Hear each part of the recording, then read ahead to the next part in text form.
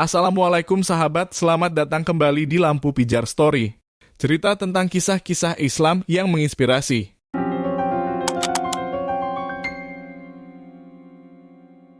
Jalur Gaza merupakan wilayah pertempuran paling sengit antara pasukan militan Palestina dengan Zionis Israel. Gaza merupakan nama dari hamparan tanah yang luasnya sekira 360 km persegi. Letaknya di Palestina Selatan, wilayah ini terjepit di antara tanah yang dikuasai Zionis Israel, Mesir, dan Laut Mediterania, serta dikepung dengan tembok di sepanjang daratannya.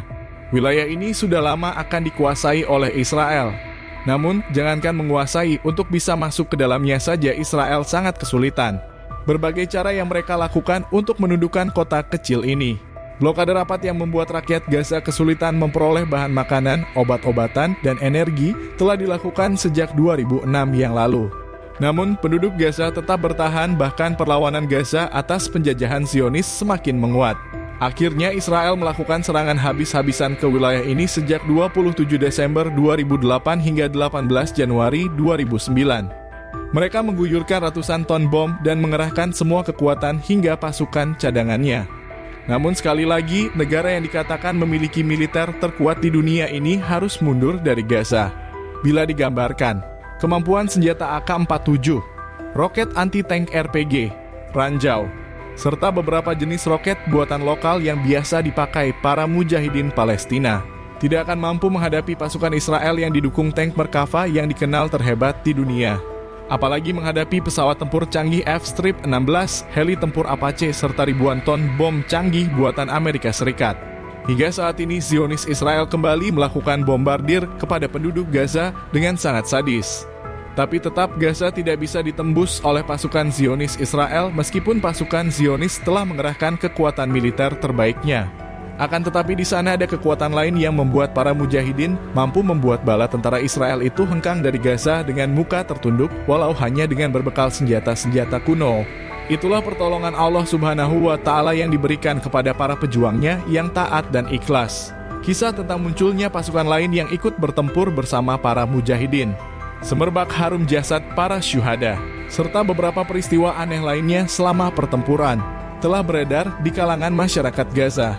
Ditulis para jurnalis, bahkan disiarkan para khatib Palestina di khutbah-khutbah Jumat mereka. Ada pasukan lain membantu para mujahidin Palestina. Pasukan Israel sendiri mengakui adanya pasukan berseragam putih itu. Suatu hari di penghujung Januari 2009, sebuah rumah milik keluarga Dardunah yang berada di antara Jabal Al-Kashif dan Jabal Ar-Rais, tepatnya di Jalan Al-Karam, didatangi oleh sekelompok pasukan Israel. Seluruh anggota keluarga diperintahkan duduk di sebuah ruangan. Salah satu anak laki-laki diinterogasi mengenai ciri-ciri para pejuang Al-Qassam. Saat diinterogasi sebagaimana ditulis situs Filistin Al-Aan mengutip cerita seorang mujahidin Al-Qassam, laki-laki itu menjawab dengan jujur bahwa para pejuang Al-Qassam mengenakan baju hitam-hitam. Akan tetapi tentara itu malah marah dan memukulnya hingga laki-laki malang itu pingsan. Selama 3 hari berturut-turut setiap ditanya, laki-laki itu menjawab bahwa para pejuang Al-Qassam memakai seragam hitam. Akhirnya tentara itu naik pitam dan mengatakan dengan keras, "Wahai pembohong, mereka itu berseragam putih." Cerita lain yang disampaikan penduduk Palestina di situs milik Brigade Izzuddin Al-Qassam, Multaka Al-Qassami, juga menyebutkan adanya pasukan lain yang tidak dikenal. Awalnya, sebuah ambulan dihentikan oleh sekelompok pasukan Israel. Sopirnya ditanya apakah dia berasal dari kelompok Hamas atau Fatah. Sopir malang itu menjawab, "Saya bukan kelompok mana-mana. Saya cuma sopir ambulan." Akan tetapi tentara Israel itu masih bertanya, "Pasukan yang berpakaian putih-putih di belakangmu tadi masuk kelompok mana?" Si sopir pun kebingungan karena ia tidak melihat seorang pun yang berada di belakangnya. "Saya tidak tahu," jawaban satu-satunya yang ia miliki.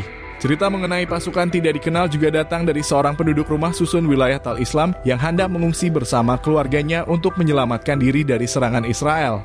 Di tangga rumah ia melihat beberapa pejuang menangis. "Kenapa kalian menangis?" Tanyanya, "Kami menangis bukan karena khawatir keadaan diri kami atau takut dari musuh. Kami menangis karena bukan kami yang bertempur. Di sana ada kelompok lain yang bertempur memporak-porandakan musuh dan kami tidak tahu dari mana mereka datang," jawabnya. Cerita tentang serdadu berseragam putih tak hanya diungkap oleh mujahidin Palestina atau warga Gaza. Beberapa personil pasukan Israel sendiri menyatakan hal serupa. Situs Al-Qassam memberitakan bahwa TV channel 10 milik Israel telah menyiarkan seorang anggota pasukan yang ikut serta dalam pertempuran Gaza dan kembali dalam keadaan buta.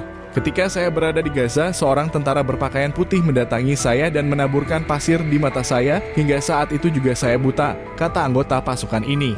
Di tempat lain ada serdadu Israel yang mengatakan mereka pernah berhadapan dengan hantu. Mereka tidak diketahui dari mana asalnya, kapan munculnya, dan kemana menghilangnya. Masih dari channel 10, seorang tentara Israel lainnya mengatakan kami berhadapan dengan pasukan berbaju putih-putih dengan jenggot panjang. Kami tembak dengan senjata, akan tetapi mereka tidak mati. Cerita ini menggelitik banyak pemirsa.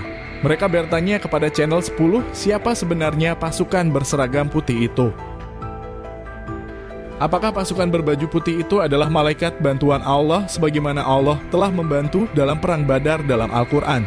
Ingatlah, ketika kamu memohon pertolongan kepada Tuhanmu, lalu diperkenankannya bagimu sesungguhnya aku akan mendatangkan bala bantuan kepadamu dengan 1000 malaikat yang datang berturut-turut. Quran Surat Al-Anfal ayat 9.